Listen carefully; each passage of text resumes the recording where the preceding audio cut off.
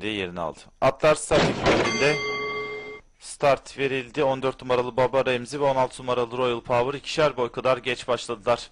Orta kulvardan gelen 2 numaralı Kid Charlemagne liderliği aldı. Bir boy gerisinde orta kulvarda 3 numaralı Kuru Yamurya ikinciliğe girerken yarım boy kadar geride bariyer dibinde üçüncülükte 10 numaralı Gökkuşağı. Onun sağrısında orta kulvarda 13 numaralı Bambaşka.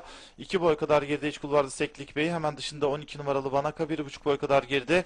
Orta kulvarda 4 numaralı Makromes. Onun 1,5 boy kadar gerisinde 9 numaralı Brooklyn. Sağrısında dış kulvarda 7 numaralı Atlantic Storm. Onun yarım boy kadar gerisinde iç kulvarda 5 numaralı Kosnek var. Onun da sağrısında orta kulvarda 15 numaralı Alya sırasıyla 1200 metre start yerine doğru geliyor.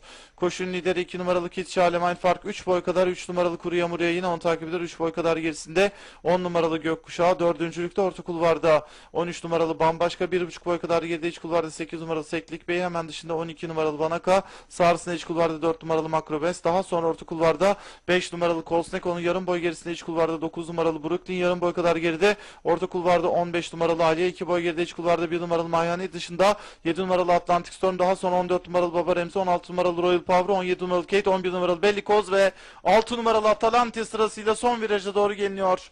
İç numaralı 2 numaralı Kid Charlemagne koşu lideri, yarım boy geride orta kulvarda 3 numaralı Kuru Yamurya fark azalttı. Ondan liderliği alırken 13 numaralı Bambaşka 3.'de, 4 numaralı Makromes 4.'lüğe girdiler. Daha geride iç kulvarda 8 numaralı Seklik Bey'di ve onun 1,5-2 boy kadar gerisinde 15 numaralı Alya içeride.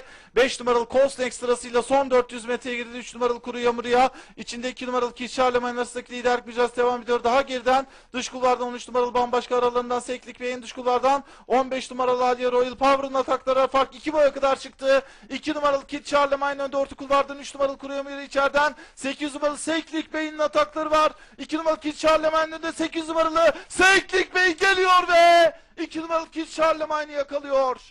6 numaralı Atalante ve 15 numaralı Alya da üçüncülük için birlikte potoya geçti sevgili yarışseverler. Birincilik ve üçüncülük kararı varış hakemlerine kaldı. 2 numaralı Kid Charlemagne ve 8 numaralı Seklik Bey arasındaki birinciliği varış hakemleri belirleyecek.